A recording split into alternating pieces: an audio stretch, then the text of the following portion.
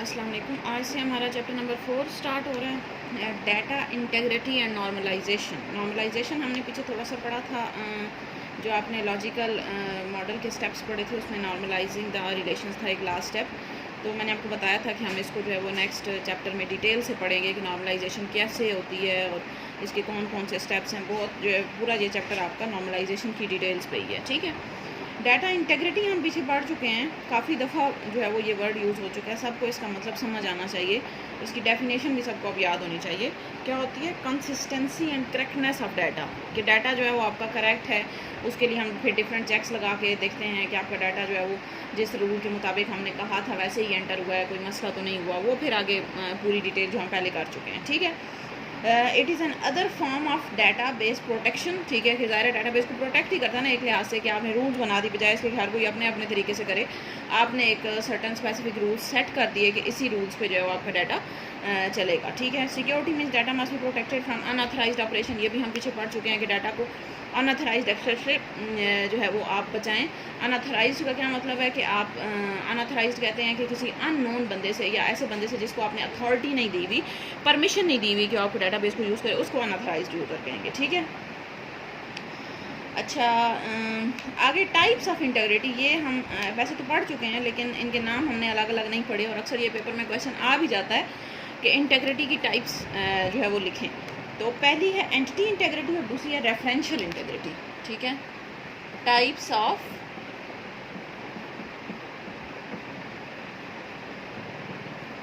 Integrity, integrity की जो है हमारे पास दो टाइप्स हैं। Number 1 is entity integrity. अच्छा, एंटिटी जो होती है is constraint on primary key value, ठीक है। एंटिटी इंटेग्रिटी का क्या मतलब है कि any attribute of a primary key can not contain नल वैल्यू। ये एंटिटी इंटेग्रिटी होगी कि आपका जो प्राइमरी की है वो, एक सेकंड जी। अच्छा, एंटिटी इंटेग्रिटी क्या होती है? Is a constraint on primary की।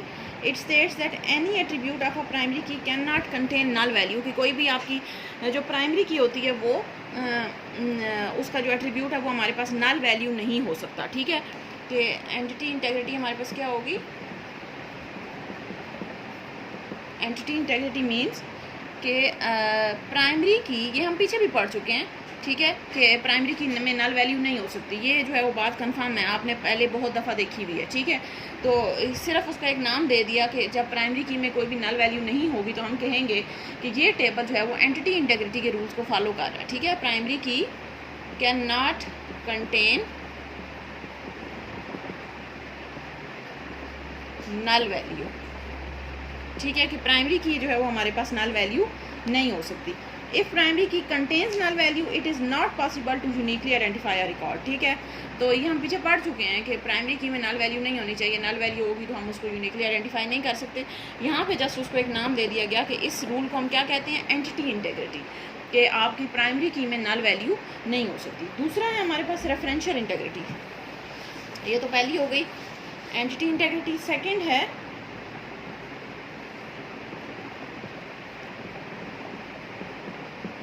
रेफरेंशियल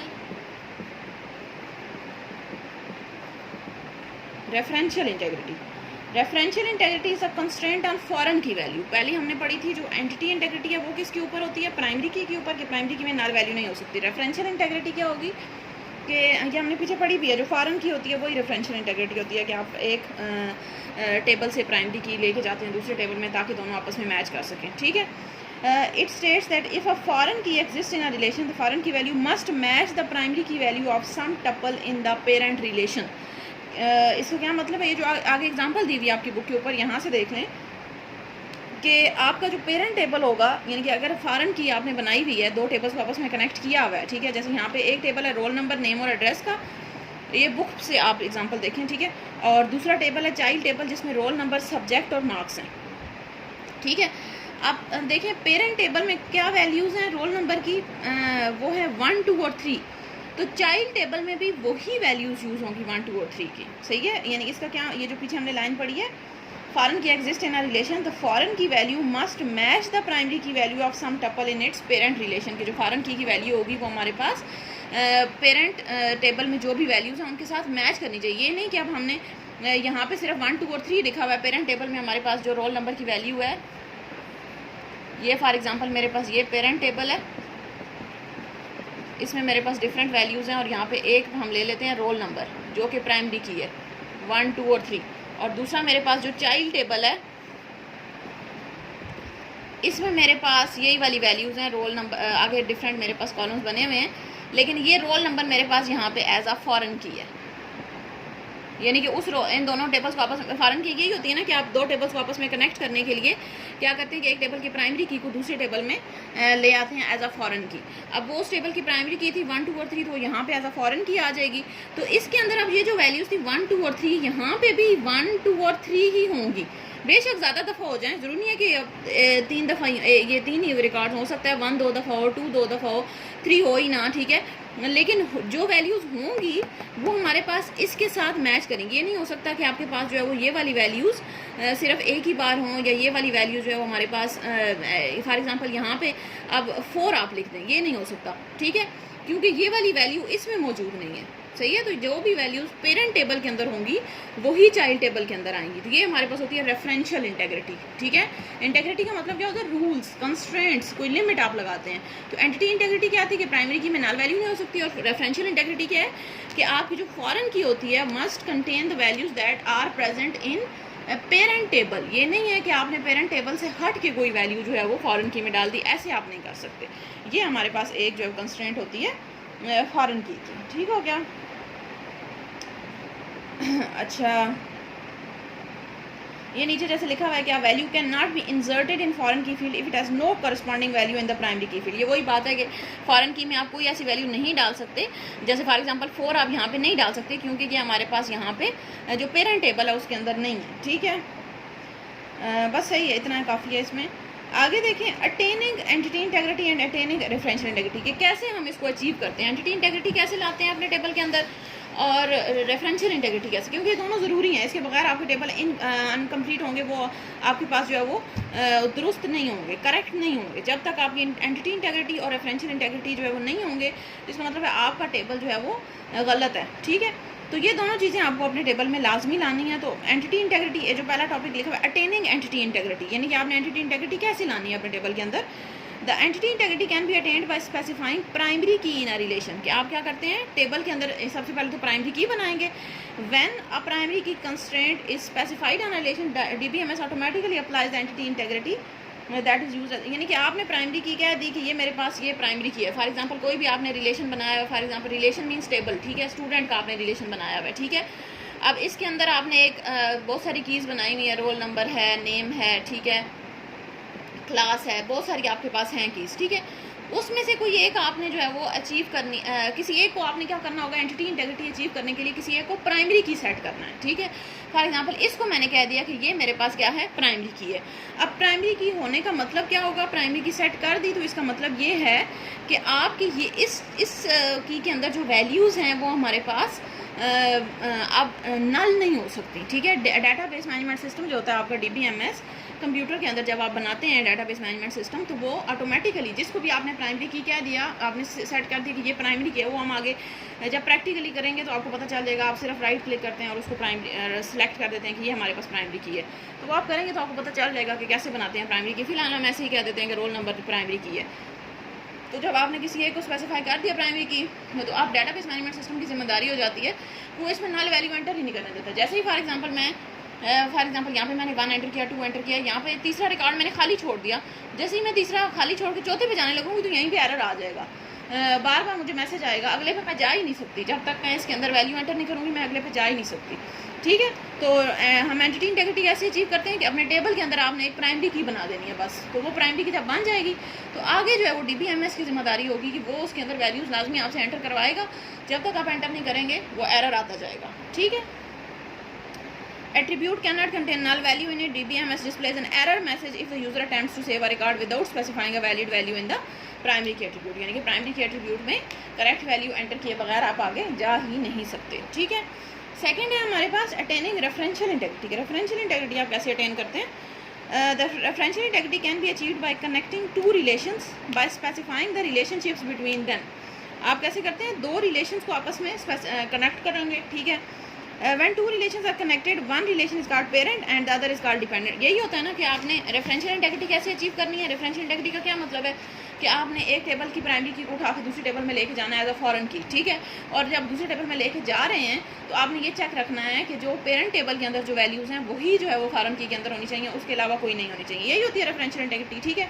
तो सबसे पहला काम तो आपने ये करना है कि दो टेबल्स हैं, एक टेबल की जो प्राइमरी की होगी, फॉर एग्जाम्पल रोल नंबर यहाँ पे प्राइमरी की है, आपने उसको उठा के यहाँ पे एज अ फॉरेन की ले आना है, ठीक है। ये यहाँ पे प्राइमरी की होगी और यहाँ पे आगे क्या बन जाएगी, फॉरेन की,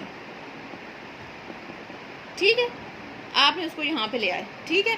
आप जब यहाँ पे ले आए तो अब आपने क्या करना है, जिस टेबल में से लेके आए हैं वो टेबल हो जाएगा पेरेंट और जहाँ पे लेके आए हैं वो हो जाएगा चाइल्ड। इतना हो गया। Parent relation contains the primary key and dependent relation contain the foreign key. ऐसा ही है, पेरेंट रिलेशन के अंदर प्राइमरी की होगी और वही जब इसके अंदर आएगी तो क्या बन जाएगी, फॉरेन की। A value entered in the foreign key attribute in dependent relation must exist in the primary key attribute of the parent table। तो जब आप वैल्यूज एंटर कर रहे होंगे तो आप इंश्योर करेंगे कि जो वैल्यूज यहाँ पे हैं, फॉर एग्जांपल यहाँ पे है 200, 201, 202, तो यहाँ पे जो वैल्यूज हैं, तीन वैल्यूज अब यही इसके अंदर आएंगी। बेशक आपने 100 रिकॉर्ड एंटर किए हैं तो वो यही होंगे, 200, 201, 202, 200, बेशक जितनी दफ़ा भी आप लिख दें, ठीक है, लेकिन होंगे वही तीन। ये नहीं हो सकता कि आपने जो है वो कोई ऐसा फॉर एग्जांपल यहाँ पे 203 लिख दिया और वो वहाँ पे है ही नहीं, ये नहीं हो सकता, ठीक है। तो ये हमारे पास जो है वो रेफरेंशियल इंटेग्रिटी यही होती है कि आपके पास ये वाली वैल्यूज़ वही होंगी जो कि आपने पेरेंट टेबल के अंदर पहले से एंटर की हुई है, ठीक है। तो ये वही बात है, बस इन्होंने 2 दफ़ा लिख दिए। आप सिंपल ये पीछे भी याद कर लें, जो एंटिटी इंटेग्रिटी रेफरेंशियल इंटेग्रिटी की डेफिनेशन है, तो अटेनिंग भी वही है, ठीक है। अच्छा, नेक्स्ट आगे कुछ डेफिनेशंस दी हुई हैं, कुछ टर्म्स हैं जो कि डाटाबेस में अक्सर यूज़ होती रहती हैं, उनकी डेफिनेशंस हैं जस्ट। सबसे पहला है सिनोनिम।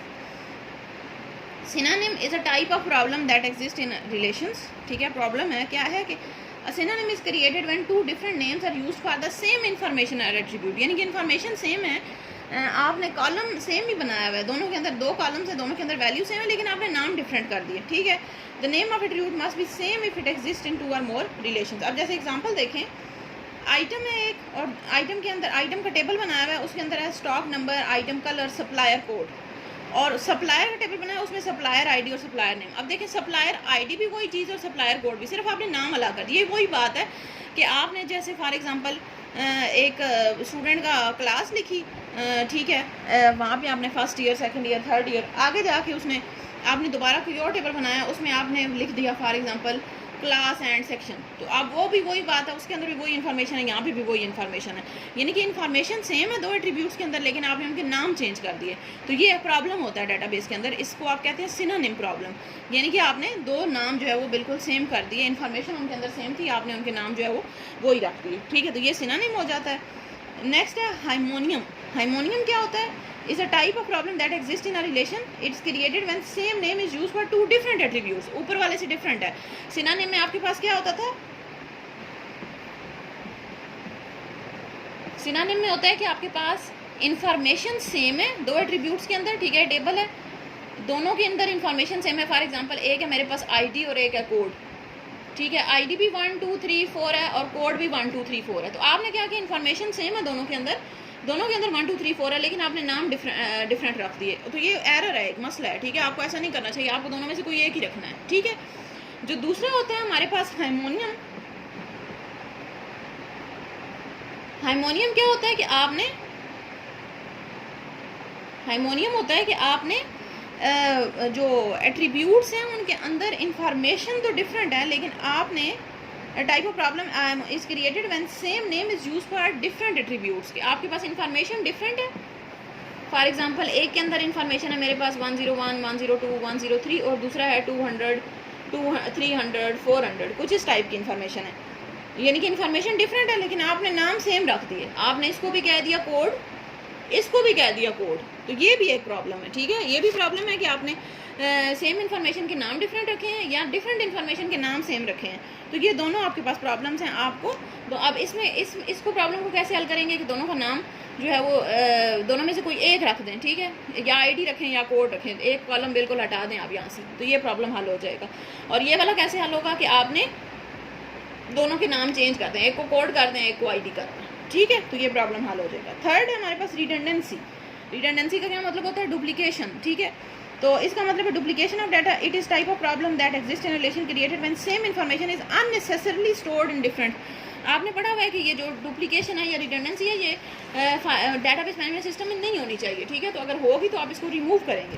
तो ये कैसे हो सकती है? जैसे इन्होंने एक टेबल बनाया एम्प्लॉय का और उसके अंदर दो एट्रीब्यूट्स हैं, एक है डेट ऑफ बर्थ और दूसरा है एज, ठीक है। दो एट्रीब्यूट्स, और भी एट्रीब्यूट्स हैं लेकिन ये दो एट्रीब्यूट्स आपने डाल दिए, एक डेट ऑफ बर्थ है, एक एज है। अब ये देखें दोनों के अंदर सेम इन्फॉर्मेशन है, इसको रिडंडेंसी कहते हैं। कैसे सेम इन्फॉर्मेशन होगी? फॉर एग्जांपल इसकी डेट ऑफ बर्थ लिखी हुई है 24/1990, ठीक है, या इसको फॉर एग्जांपल हम कर देते हैं 2000, ठीक है। ये इस एज लिखी हुई है और डेट ऑफ बर्थ लिखी हुई है, और इसकी इसी तरह फॉर एग्जांपल कुछ और लिखा हुआ है 25/1994, ठीक है, ये मेरे पास लिखी हुई है। तो अब ये फॉर एग्जांपल इसकी एज हमारे पास लिखी हुई है 1994 वाले की फॉर एग्जांपल लिखी हुई है 26 ईयर्स और 2000 की क्या बनेगी 20 ईयर्स, ठीक है। तो अब देखें ये भी इन्फॉर्मेशन सेम है, डेट ऑफ बर्थ सिर्फ लिखी होगी, वहाँ से हम एज निकाल सकते हैं, या एज लिखी होगी उससे आप ईयर निकाल सकते हैं। इसी तरह यहाँ पे भी आपके पास वही सेम इन्फॉर्मेशन है। तो ये इसको रिडंडेंसी कहते हैं कि आपने सेम ही इन्फॉर्मेशन, दोनों से एक ही मतलब निकल रहा है, एज भी, या आप एज पूछें या डेट ऑफ बर्थ पूछें, दो एट्रीब्यूट्स रखने की ज़रूरत नहीं है। क्योंकि आपका हमने पढ़ा था कि जो बेसिक मसला ही होता है हमारे पास स्पेस का होता है। तो स्पेस आपने ज़ाया नहीं करनी कंप्यूटर के अंदर, आपने क्या करना है उसको बचाना है, ठीक है। तो आप क्या करेंगे, दोनों में से कोई एक एट्रीब्यूट या डेट ऑफ बर्थ रखें या एज रखें, ठीक है। तो ये हमारे पास जो है वो रिडंडेंसी वाला प्रॉब्लम इस तरह से हल होगा। फोर्थ है हमारे पास म्यूचुअल एक्सक्लूसिवनेस ऑफ डाटा। इसका मतलब है the data that does not have overlapping information is known as mutual exclusiveness. इसका मतलब क्या है कि it creates a problem for the attributes whose values can be specified as yes no, यानी कि ऐसे एट्रीब्यूट्स जिनका फॉर एग्जांपल मेरे पास एक एम्प्लॉय का टेबल है, उसके अंदर मैंने दो एट्रीब्यूट्स बनाए। एक एट्रीब्यूट है मैरिड, फॉर एग्जांपल यहाँ पे एम्प्लॉय की आईडी है, यहाँ पे एम्प्लॉय का नेम है। एक एट्रीब्यूट मैंने बनाया मैरिड का और एक बनाया है सिंगल का, ठीक है। अब आईडी लिख दी हमने 1 2 3, नेम लिख दिया आपने कुछ भी। अब एक एम्प्लॉय या तो मैरिड होगा या सिंगल होगा। तो यहाँ पे हमारे पास मैरिड में फॉर एग्जांपल ये वाला मैरिड था तो हमने कर दिया येस, ठीक है, तो ये खाली रहेगा। अब ऐसा ही होगा ना, अब या तो मैरिड है या सिंगल है, ये तो नहीं हो सकता कि मैरिड भी और सिंगल भी है। तो इसी तरह फॉर एग्जांपल हो सकता है कि ये सिंगल हो, हमने इसको करेक्ट कर दिया, हो सकता है ये मैरिड हो। तो अब क्या होगा कि ये वाली जो जगह हैं कुछ दोनों में से एक खाली रह जाएगा। इसको म्यूचुअल एक्सक्लूसिवनेस कहते हैं कि इन्फॉर्मेशन ओवरलैप कर गई है, दोनों का मतलब एक ही है। मैरिड और सिंगल को आपने दो एट्रीब्यूट्स बनाने के बजाय आप क्या करें, इसको एक ही एट्रीब्यूट बनाएं। फॉर एग्जाम्पल इसका नाम आप रखते हैं मैरिटल स्टेटस। अब इसके अंदर आप इन्फॉर्मेशन देंगे कि ए फॉर एग्जांपल मैरिड था तो आप यहाँ पे मैरिड लिख दें, ये सिंगल था तो आप सिंगल लिख दें, ये मैरिड था तो आप मैरिड लिख दें, ठीक है, समझ आई। तो इसको जो है वो हमारे पास म्यूचुअल एक्सक्लूसिवनेस कहते हैं कि इन्फॉर्मेशन आपके पास ओवरलैप नहीं करनी चाहिए। अगर दो एट्रीब्यूट्स हैं जिन दोनों में से कोई एक ही यूज़ होना है तो आप बजाय इसके कि उसको दो अलग अलग बनाएं, आप एक ही बनाएं और उसके अंदर वैल्यूज एंटर करें ताकि आपका एट्रीब्यूट जो है वो खाली ना रहे, एम्प्टी ना रहे। सही हो गया। कल से फिर हम जो है वो नॉर्मलाइजेशन आपकी जो है वो बेसिक स्टार्ट होगी। ये तो जस्ट आपका एक छोटा सा इंट्रोडक्शन था इस चैप्टर का। Thank you.